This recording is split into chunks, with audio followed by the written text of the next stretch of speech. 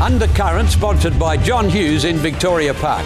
Choose your station before you choose your program. Absolutely.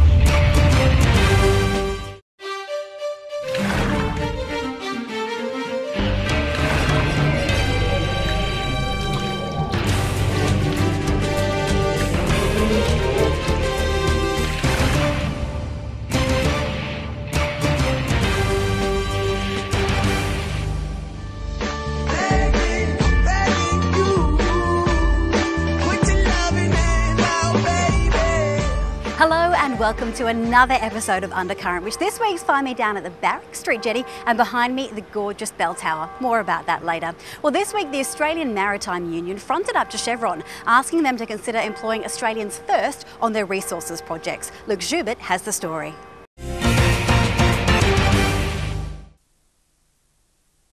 Big businesses can't just think about themselves. Businesses can only succeed if their communities do too. They need to think about us.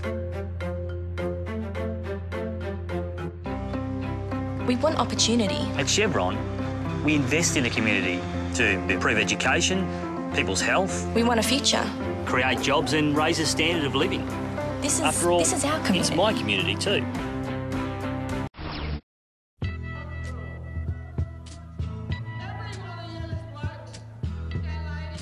This week saw the start of a programme of action by the Maritime Union of Australia against Chevron and its subcontractors.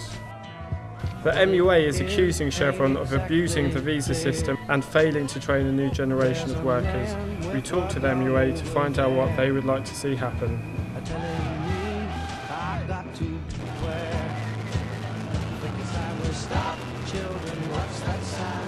Look, we've recently started a campaign against Chevron and its contractors, specifically in relation to the amount of work that will be generated from probably the world's biggest construction job that we've got at the current time.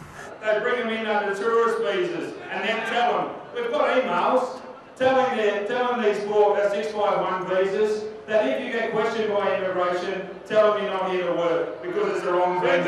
We've got the evidence, Chevron, and we're going to uncover and we're going to expose you for what you are. The Gorgon project is the world's largest construction job of any type, and unfortunately we don't believe we're seeing the benefits flowing through to both the community and the people that live here in Western Australia from that. There's been an inability for Chevron to provide the sort of local content it should. So whether it's manufacturing jobs in terms of the steel and the fabrication work that will go into a project like this, but principally from our perspective it's the amount of local jobs that should be on this project and the amount of training that should be going into our youth. We've got a situation, and probably one of the main gripes we've got in relation to what's happening with this project is we've got half the fabrication shops in Kwinana are empty, and there's a lot of steel that should be going into this job that just isn't. We've got a lack of training of young people in the community. We've got a youth unemployment rate in Kwinana currently of about 25%, yet we've got the world's biggest construction job in our backyard. And our view is we've seen, at least in our components on this project, young people not being trained. It's never been harder to get an apprenticeship in this state. In engineering and construction trades, there's been a decreasing number of apprentices since 2008. But look, we've got some real concerns with the misleading nature of the ads that Chevron's put out in respect of investment in local training and local jobs. What we've seen, and I can only speak from the experience of my union, the Maritime Union, what we've seen in our areas is when we've made attempts to try and get jobs on these projects, so apprenticeship jobs, we tried to get 2 chef apprenticeships from an 18-month contract on that job, and there was not enough money in the contract to put 2 young people through apprentices, even though we'd been through and interviewed people. Imagine if they spent just half of their advertising budget on traineeships and apprenticeships. Imagine the kids that are currently unemployed who will get opportunities out of that advertising budget. Forget the spin, Chevron, deliver on the jobs. The rally on Tuesday was well attended. Somewhere in the vicinity of 4,000 to 5,000 people attended that rally. Clearly that was the beginning of the campaign against Chevron to hold them accountable to the community of Western Australia in relation to the opportunities that should be provided from this job. As we speak now, between midday and 2 o'clock every Friday, for as long as it takes, and we'll be out there one more day than Chevron is, but for as long as it takes, we'll be putting pickets out the front of Chevron's offices to expose what's happening on the world's largest construction job. You know, they have this glossy ad campaign about the benefits they provide in relation to the training of locals and local jobs, yet their largest contractor is trying to exploit loopholes in the system to keep Australians off that project. We want to see investment for opportunities for Western Australians, and we want to see traineeships and apprenticeships for our young people.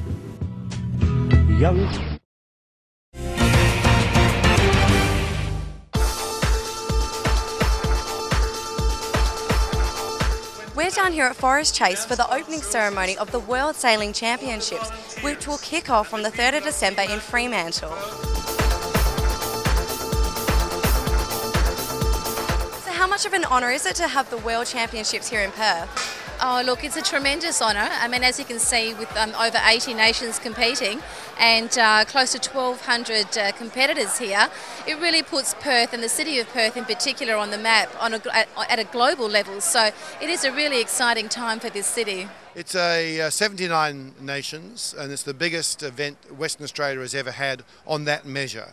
You know, it's more than the Empire Games here in 1962, more than Choggum that we had a month ago here, where we had 54, I think. There's never been an event that's had this number of countries represented. So how much of an honour is it to be in the World Championships? It's a real honour. It's pretty cool to be here with the whole US sailing team and down under once again. It's such a privilege to be here. Plenty of people start out hoping to come here, and then we've actually made it, so yeah, it's great, it's fantastic. It's just a great honour to be selected, because it's so hard to get selected in the first place. It's a whole way across the world for us, so it's just an amazing experience to be here. Yeah, for us it's a really good experience, stay here in Australia. For most of the people it's the first time in Australia in a World Championship, so it's nice, it's good weather. What went into organising the event? Well, the event was actually organised at a state level and federal level, but we as a city were very proud to host what you just saw today, which was the opening ceremony. So there's always a lot to do when you're sort of planning events of this magnitude, but we've got a really good team at the City of Perth, so I think it all went really well. This is an incredibly complicated event to run, and needs huge buy-in from the sailing community and from the local community in Fremantle, and indeed from government, commerce and so forth. This has been about a $21 million exercise, which sounds a hell of a lot of money, and it is a hell of a lot of money, but I can tell you we have to spread it very, very thin to actually be able to organise an event of this size. How much have you been training lately? Training's every day, like with the exception of a few days off, but normally 5 or 6 days a week, and yeah, pretty intense and very specific, trying to get used to the conditions that we're going to receive here in Perth. And who do you think is your biggest opponent at the World Championships? I sail the laser class, so in my fleet it's I think 160 boats, so it's going to be very tough. There's an Australian called Tom Slingsby, who is pretty much romping every event at the moment, so I'm sure you guys will be pleased to see him out there. Biggest opponent? Oh, that's tough. Everybody's an opponent out there, but obviously the Aussies are very strong in the 49er, so they're going to be good. The Australians are going to be the biggest one because they know the place, they are really good sailors in big breeze, and we are waiting for the doctor this day, so we'll see what happens. We are going to try to do our best to beat the local guys. You've got to remember this is a second-tier sport, let's be honest about this, you know, and therefore to be able to get the level of media attention and the level, and to get that message out to the general public that this is going to be a fun thing for them to do is a tough gig at times. And there's a whole 250, 300 free things to do down in Freo, and I think whether they're sailors or no, they will be down in Fremantle and enjoying the vibe and the fun that we're about to put on over the next 16 days.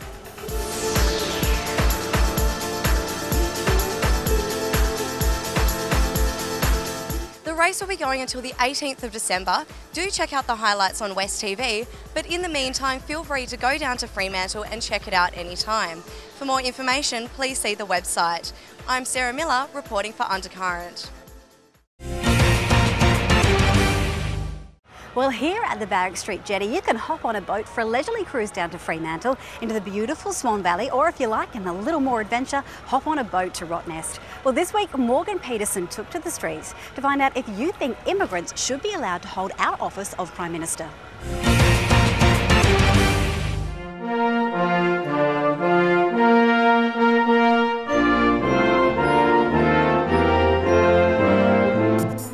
Countries in the world, only citizens born in that country are allowed to become leader.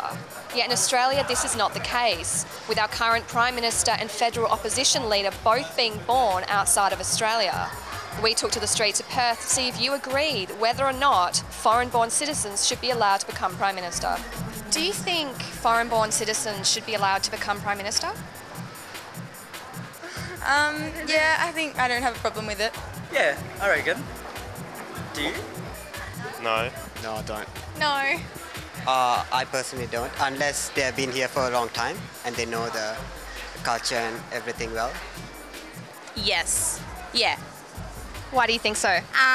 Because if they've sat the citizen test, whatever test they do, then they're technically part of our country anyway. And I think that, yeah, we're a very multicultural nation, so why not? Absolutely. Why do you think that? Because sometimes people come here when they're maybe 2 or 3, or, you know, this is all they know, this is their country. I really think it depends how long they've been here and how well they've assimilated into the country and how well they've taken on Australian values and what Australians expect, basically. Was Julia Gillard, was she born here or was she born in Wales? She was born in Wales. Yeah, there you go. She's doing nothing for our country. She's getting all the immigrants jobs, and people like me who have just lost their job are struggling to find work. So you think it's not in Australia's interest to allow people who weren't born here to become our leader? No, I don't think it's in their best interest at all. Well, we're a multicultural society. I think it's part of our culture, so I don't think it's a problem. Just like US, didn't they do that? So you don't think we should change our laws to mirror the United States, where unless you're born in the country, you can't become leader? No, I think it should be done on merit, to be quite honest. Absolutely not. No, because, you know, we're a country that encourages migrants to come, and as I say, they come as babies, and this is like my 2 children, this is the only country they've ever known. This is their country, although they weren't born here. Well, we asked the people of Perth, and the results seem to be divided, with half the number of people believing that foreign-born citizens should be able to become leader, as long as they've lived here for a substantial number of years, while other people believe that it's only in Australia's best interest to have natural-born citizens becoming leader and Prime Minister of our country. I'm Morgan Peterson, reporting for Undercurrent.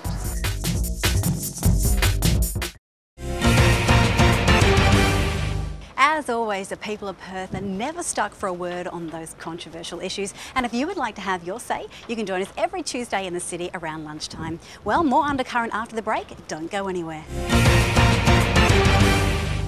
Undercurrent, sponsored by John Hughes in Victoria Park. Choose your station before you choose your program. Absolutely.